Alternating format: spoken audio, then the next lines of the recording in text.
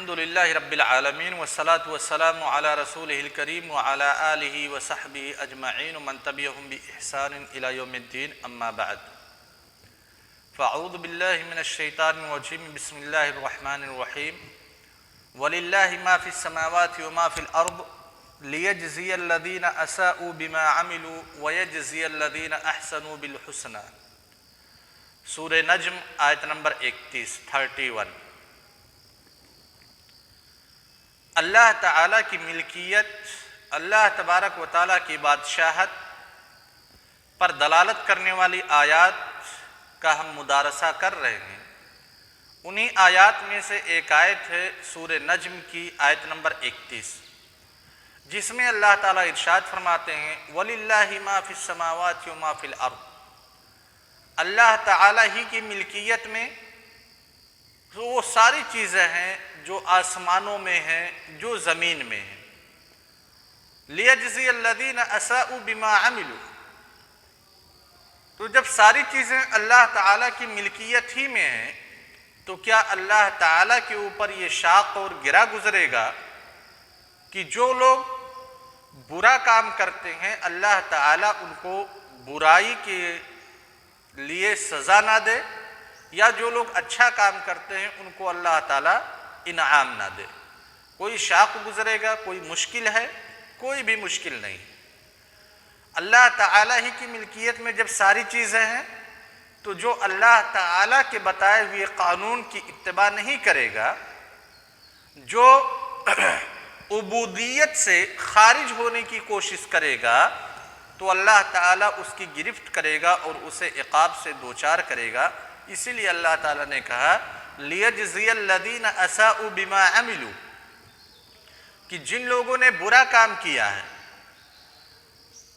برا کام یہ عام ہے، چاہے اس برے کام کا تعلق اللہ تعالیٰ کی ذات، اس کے اسماء اور صفات سے متعلق ہو، یعنی عقائد سے متعلق ہو، چاہے وہ ہمارے فروعی مسائل سے متعلق ہو، بندوں کے اپنے افعال سے متعلق ہو، کہیں پہ بھی برا کام کیا تو اللہ تعالیٰ ایسے لوگوں کو عقاب سے دوچار کرے گا۔ کیوں دوچار کرے گا؟ کیونکہ اللہ تعالیٰ مالک ہے، ہم اس کے مملوک ہیں، ہم اس کے غلام ہیں، اور ایک غلام اپنے مالک کی جب نافرمانی کرے گا تو مالک کو مکمل اختیار ہے، غلام کو جو سزا دینا چاہے دے سکتا ہے، جب سزا دینا چاہے سزا دے سکتا ہے، کسی کو اعتراض کا حق حاصل نہیں۔ وَيَجْزِيَ الَّذِينَ أَحْسَنُوا بِالْحُسْنَى، اور ایسے لوگوں کو انعام سے اللہ تعالیٰ سرفراز کرے جو لوگ نیک کام کرتے ہیں، کیونکہ نیک اور برے دونوں برابر نہیں ہو سکتے۔ یہ بالکل عدل کے خلاف ہے، انصاف کے خلاف ہے کہ ایک بری چیز کو ایک اچھے چیز کے مساوی قرار دے دے، ایک برے انسان کو ایک اچھے انسان کے برابر قرار دے دے۔ اسی سے پتہ چلتا ہے کہ اللہ تعالیٰ نے خبیث اور طیب، سیئہ اور حسنہ کے مابین تفریق کو ضروری سمجھا ہے، اور ہمیں بھی یہ بتلانا چاہتا ہے کہ ہم سیئہ اور حسنہ کے مابین تفریق کریں، خبیث اور طیب کے مابین تفریق کریں۔ لہذا یہیں سے اس فارمولے کا خاتمہ ہو جاتا ہے شریعت اسلام کی نظر میں، جو فارمولہ کہتا ہے جیو اور جینے دو، یا جو فارمولہ کہتا ہے اجتماعیت کی خاطر ہم کسی کو منکر سے نہیں روکیں گے۔ تبلیغی جماعت ہوگی ہماری، تبلیغی جماعت لوگوں کو اکٹھا کرنے کے لیے، اور تبلیغی جماعت ہی سے کچھ مؤثر اثر انداز ہماری جماعت اسلامی بھی ہے۔ علامہ مودودی رحمہ اللہ، ان کی تمام تر خدمات کے باوجود اللہ تعالیٰ ان کی خدمات کو قبول فرمائے، تمام تر خدمات کے باوجود جو انہوں نے نظریہ پیش کیا حکومت الہیہ قائم کرنے کا، اس نظریے کا مطلب یہی ہے کہ ہم کسی کو برائی سے نہیں روکیں گے۔ اگر روکنے سے ہماری جماعت کے اندر، امت کے اندر اختلاف برپا ہوتا ہے تو پھر اس برائی سے ہم نہیں روکیں گے۔ یعنی خبیث کو بھی ہم طیب مان لیں گے، سیاح کو بھی ہم حسنہ مان لیں گے۔ اللہ تعالیٰ کہتا ہے یہ نظریہ اسلام کا نظریہ نہیں ہے، اسلام کی تھیوری نہیں ہے۔ جو سیاح ہے اسے سیاح تسلیم کرو، اور جو حسنہ ہے اسے حسنہ تسلیم کرو۔ خبیث کو طیب کے ساتھ مت ملاؤ، بلکہ دونوں میں تفریق کرو۔ محل شاہد اس آیت میں وَلِلَّهِ مَا فِي السَّمَاوَاتِ وَمَا فِي الْأَرْضِ، سورہ حدید آیت نمبر 2 کے اندر اللہ تعالیٰ ارشاد فرماتے ہیں اپنی ملکیت کو ثابت کرتے ہوئے، لَهُ مُلْكُ السَّمَاوَاتِ وَالْأَرْضِ، اللہ تعالیٰ ہی کی ملکیت میں آسمان و زمین کی بادشاہت ہے۔ یحیی و یمیت، وہی اللہ تعالیٰ صفت احیاء سے متصف ہے، صفت اماتہ سے متصف ہے۔ وَهُوَ عَلَى كُلِّ شَيْءٍ قدیر، کیونکہ اللہ تعالیٰ ہر ایک چیز پر قادر ہے۔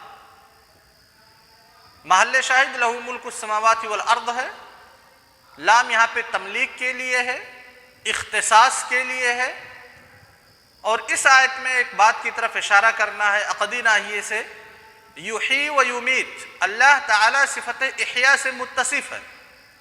یہاں پہ جس احیاء کی بات ہو رہی ہے کہ انسان مر جائے گا، مرنے کے بعد اللہ تعالیٰ زندہ کرے گا، تو اللہ تعالیٰ کے جتنے بھی اوصاف ہیں، اگر اوصاف ذاتیہ ہیں، صفات ذاتیہ ہیں، تو ان صفات ذاتیہ کے بارے میں ہمارا اعتقاد ہونا چاہیے کہ اللہ تعالیٰ ان صفات ذاتیہ سے ازل سے ہی متصف ہے، ازل سے ہی متصف ہے۔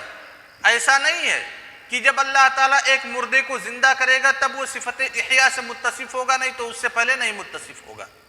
اور یہ چیز ہم لوگ عقیدہ طحاویہ میں پڑھ چکے ہیں۔ عقیدہ طحاویہ میں علامہ طحاوی رحمہ اللہ نے ایک جملہ کہا ہے، وَلَيْسَ اسْتَفَادَ اسْمَ الْخَالِقِ بَعْدَ الْخَلْقِ، کہ اللہ تعالی صفت خلق سے کم متصف ہوا۔ جو فلاسفہ، جو مبتدعہ کہتے ہیں کہ اللہ تعالیٰ نے مخلوق کی تخلیق کی، اس کے بعد صفت خلق سے متصف ہوا، ایسی بات نہیں ہے۔ اللہ تعالیٰ مخلوقات کی تخلیق سے پہلے ہی صفت خلق سے متصف ہے، ویسے ہی اللہ تعالیٰ مردوں کو زندہ کرنے سے پہلے ہی صفت احیاء سے متصف ہے۔ اس کے بعد سورہ حدید کی آیت نمبر 5 میں اللہ تعالیٰ ارشاد فرماتے ہیں، لَهُ مُلْكُ السَّمَاوَاتِ وَالْأَرْضِ وَإِلَى اللَّهِ تُرْجَعُ الْأُمُورِ، اللہ تعالیٰ ہی کی ملکیت میں ساری چیزیں ہیں، آسمان و زمین کی بادشاہت ہے، اور ساری چیزوں کا حکم اللہ تبارک و تعالیٰ کی طرف لوٹ کر کے جائے گا، لہذا فیصلہ اللہ تبارک و تعالیٰ ہی کریں گے، کیونکہ تمام چیزیں اللہ تعالیٰ کی مملوک ہیں، اللہ تعالیٰ کی غلام ہیں، ہم سارے انسان بھی اس میں شامل ہیں۔ تو فیصلہ کون کرے گا ہمارے حق میں؟ حکم کون صادر کرے گا؟ اللہ تبارک و تعالیٰ کرے گا۔ اسی لیے ہمیں بہت ہی محتاط رہنا چاہیے اپنے تصرفات میں، اپنے اعمال میں، اپنے افعال میں، کہ ایسا نہ ہو مالک نے جس چیز کی ہمیں پرمیشن نہ دی ہو، جس چیز کی ہمیں اجازت نہ دی ہو، ہم وہ کام کر رہے ہوں، یا مالک نے جس کام کے کرنے کا ہمیں حکم دیا ہے ہم اس کام کے کرنے میں کوتاہی کر رہے ہیں۔ اگر کوتاہی کریں گے یا پھر جن چیزوں سے روکا ہے، جس کی اجازت نہیں دی ہے، اس کام کو کریں گے تو مالک ہماری گرفت کرے گا، کیونکہ ہم سارے لوگ اللہ تبارک و تعالیٰ کے پاس سے لوٹ کر کے جانے والے ہیں۔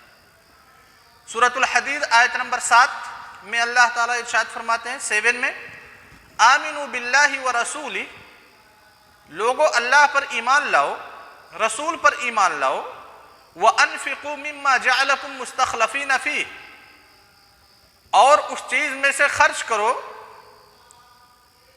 جس چیز کے ذریعہ سے یا جس چیز میں ہم نے تم کو نائب بنایا ہے، جانشین بنایا، تمہیں خلیفہ بنایا، یعنی مال۔ اور یہ حقیقت، یہ آیت اس حقیقت کی وضاحت کرتی ہے کہ انسان کی حیثیت اس زمین میں اللہ تعالیٰ کے نائب کی ہے، جس پہ خیر استاد محترم شیخ عبدالواحد مدنی صاحب نے جب آپ لوگوں کو پڑھائی ہوگی وَإِذْ قَالَ رَبُّكَ لِلْمَلَائِكَةِ إِنِّي جَاعِلٌ فِي الْأَرْضِ خَلِيفَةً، تو اس آیت کے تحت تفسیر بتلائی ہوگی، علماء کے اقوال کا تذکرہ کیا ہوگا، علامہ ابن تیمیہ کے موقف کی وضاحت کی ہوگی، کی ہے نا؟ ہاں شباب، کہ اللہ تعالیٰ کے خلیفہ ہونے کا مطلب کیا ہے، اس کے اعادے کی ضرورت نہیں ہے۔ یہاں پہ کہنا یہ ہے کہ اسلام نے ایک نقطۂ نظر اپنایا ہے، ایک فارمولہ بنایا ہے۔ فارمولہ یہ ہے کہ ساری چیزوں کی ملکیت اللہ تعالیٰ کے انڈر میں ہے، اور ہم انسان اللہ تعالیٰ کے نائب ہیں، اللہ تعالیٰ کے وکیل ہیں۔ لہذا جو پراپرٹی، جو مال و جائیداد ہمارے پاس آتی ہے، ہم اس میں وکیل ہیں۔ صرف ہمارا موکل یا ہمارا مالک جیسی ہم کو اجازت دے گا، جتنی مقدار میں پرمیشن دے گا، ویسا ہی ہمیں تصرف کرنے کا حق حاصل ہے، نہیں تو اس سے زیادہ نہیں۔ اللہ تعالیٰ نے کہا وَأَنفِقُوا، خرچ کرو، مِمَّا جَعَلَكُمْ مُسْتَخْلَفِينَ فِيهِ، جس میں ہم نے تم لوگوں کو جانشین بنایا ہے۔ فَالَّذِينَ آمَنُوا مِنْكُمْ، جو لوگ ایمان لاتے ہیں، وَأَنفَقُوا لَهُمْ أَجْرٌ كَبِيرٌ، اور خرچ کرتے ہیں تو ان کے لیے بہت بڑا اجر ہے۔ لہذا خرچ کرنے میں جہاں اللہ تعالیٰ بتلاتے ہیں وہاں پہ ہمیں کوئی ہچکچاہٹ نہیں ہونی چاہیے، کیونکہ ساری چیزیں تو اللہ تعالیٰ کی ملکیت ہی ہیں۔ اللہ تعالیٰ نے ہم کو وکیل بنایا ہے۔ اب ہمارا موکل کہہ رہا ہے کہ جو پراپرٹی ہم نے آپ کو دی ہے وکالت کرنے کے لیے، جانشینی کرنے کے لیے، اس پراپرٹی میں سے آدھی پراپرٹی فلاں شخص کو دے دو، تو کیا ہمارا مال ہے کہ ہمیں دینے میں تکلیف ہو؟ بالکل ہمیں تکلیف نہیں ہونی چاہیے۔ اس آیت میں محل شاہد اللہ تبارک و تعالیٰ کا قول وَأَنفِقُوا مِمَّا جَعَلَكُمْ مُسْتَخْلَفِينَ فِيهِ، کس نے خلیفہ بنایا، کس نے جانشین بنایا، کس نے انسانوں کو وکیل بنایا مال میں؟ اللہ تبارک و تعالیٰ نے ہی بنایا ہے۔ سورہ حدید آیت نمبر 10، یعنی سورہ حدید میں کل ملا کر کے 4 آیات ہو گئی۔ چوتھی آیت وَمَا لَكُمْ أَلَّا تُنْفِقُوا فِي سَبِيلِ اللَّهِ، اللہ تعالیٰ سوال کرتے ہیں انسانوں سے، اللہ کے راستے میں خرچ کیوں نہیں کرتے تم لوگ؟ کیا وجہ ہے کہ تم لوگ اللہ تعالیٰ کے راستے میں وجوہ بر میں، وجوہ خیر میں خرچ کرنے سے کتراتے ہو؟ کیوں؟ وجہ کیا ہے؟ کیا ریزن ہے؟ اللہ تعالیٰ اس اندیشے کا خاتمہ کر رہے ہیں کہ اگر ہمارے ذہن میں یہ بات آئے کہ ہماری پراپرٹی ہے، ہمارا مال ہے، ہماری جائیداد ہے، اگر خرچ کریں گے تو ہمارا نقصان ہوگا، اللہ تعالیٰ اس توہم کا، اس وہم کا یہاں پہ سرے سے خاتمہ کر رہے ہیں، اور اس وہم کو سرے سے خارج کر رہے ہیں۔ کہہ رہے ہیں وَلِلَّهِ مِيرَاثُ السَّمَاوَاتِ وَالْأَرْضِ، اللہ تعالی آسمان و زمین کا وارث ہے، اسی کی میراث ہے یہ۔ لہذا اللہ تعالی کی میراث آسمان و زمین ہے، تم اس کے وارث ہو۔ اللہ تعالیٰ نے تم کو وارث بنایا ہے اس میراث سے فائدہ اٹھانے کے لیے، تو جب وہ کہتا ہے خرچ کرو تو خرچ کیوں نہیں کرتے؟ کیوں رکے ہوئے ہو؟ کیوں کتراتے ہو؟ اس کے بعد کہا لا یستوی منکم من انفق من قبل الفتح وقاتل اولئک اعظم درجۃ من الذین انفقوا من بعد، وہ لوگ جنہوں نے فتح سے پہلے خرچ کیا اور اللہ کے راستے میں جہاد کیا، کبھی ان لوگوں کی برابری وہ لوگ نہیں کر سکتے جو فتح کے بعد خرچ کیے۔ صحابہ کرام کے درمیان مفاضلہ بھی اسی آیت سے واضح ہوتا ہے کہ وہ صحابہ کرام افضل ہیں جو فتح مکہ سے پہلے ایمان لے کر کے آئے، وہ صحابہ کرام مفضول ہیں ان صحابہ کے مقابلے میں۔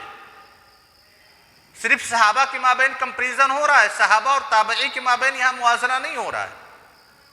کچھ لوگ ایسے تھے جو فتح مکہ سے پہلے ایمان لے کر کے آئے تو وہ لوگ افضل ہیں، اور جو فتح مکہ کے بعد ایمان لے کر کے آئے وہ لوگ مفضول ہیں۔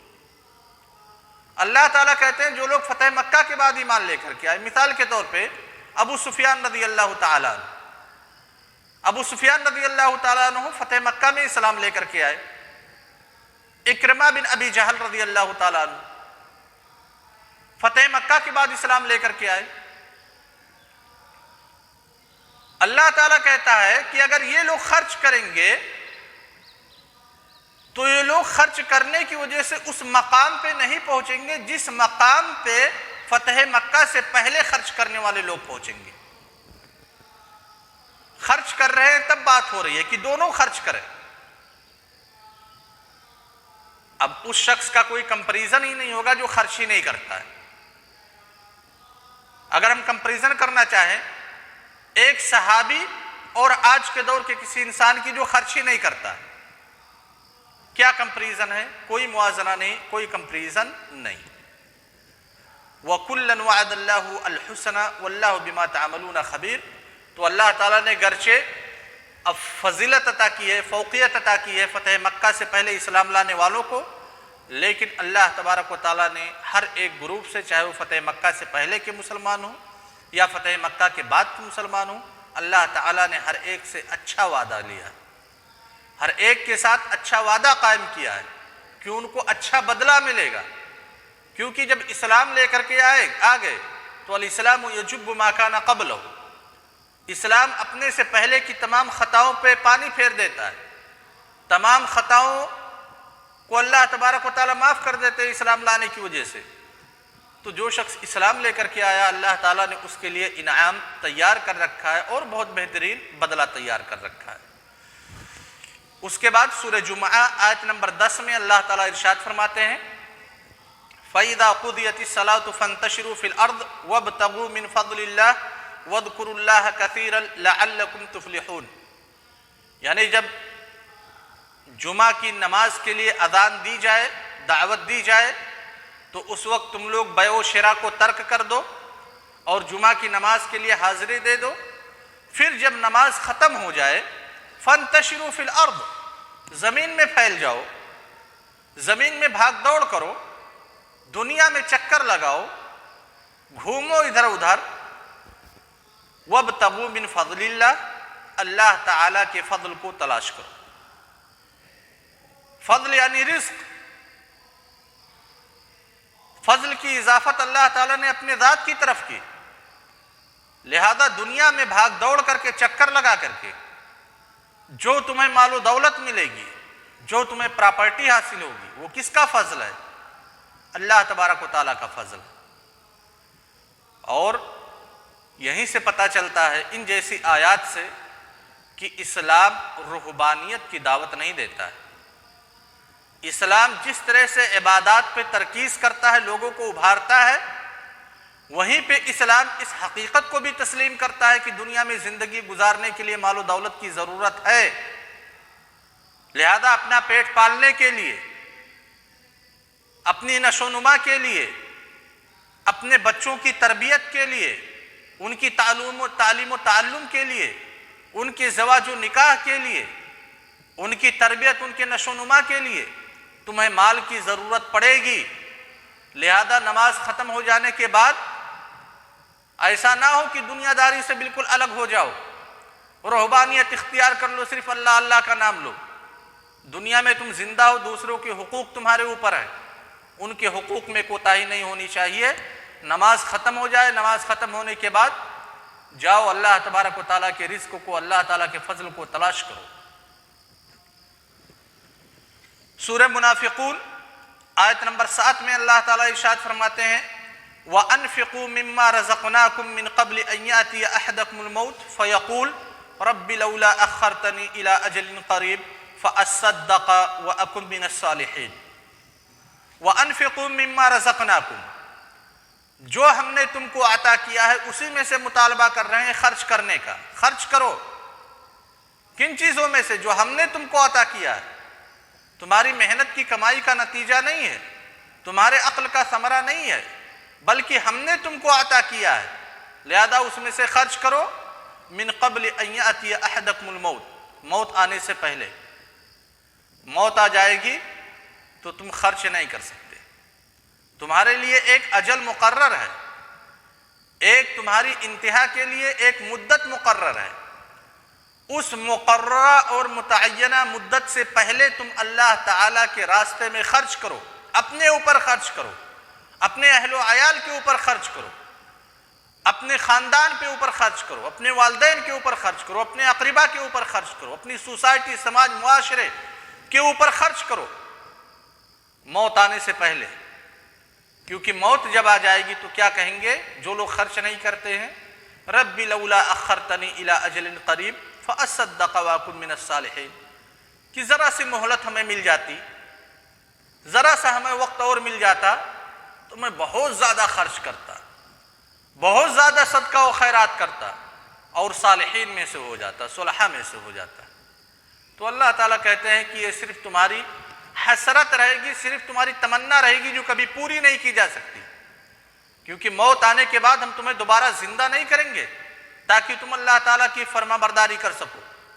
ابھی غنیمت ہے، اللہ کے رسول صلی اللہ علیہ وسلم نے کہا 5 چیزوں کو 5 چیزوں سے پہلے غنیمت سمجھو، انہی میں سے ایک چیز ہے اپنی زندگی کو غنیمت سمجھو موت سے پہلے۔ جو تمہیں کام کرنا ہے اپنی زندگی میں کرو، کیونکہ موت کب آئے گی کسی کو کوئی علم موت کے بارے میں نہیں۔ وصلی اللہ علی نبینا محمد وعلی آلہ وصحبہ وسلم۔ باقی سورہ طلاق سے انشاءاللہ کل، اور کل کے درس کے بعد انشاءاللہ یہ درس ختم ہو جائے گا، ہمارا ایک چیپٹر ختم ہو جائے گا۔ السلام علیکم ورحمۃ اللہ وبرکاتہ۔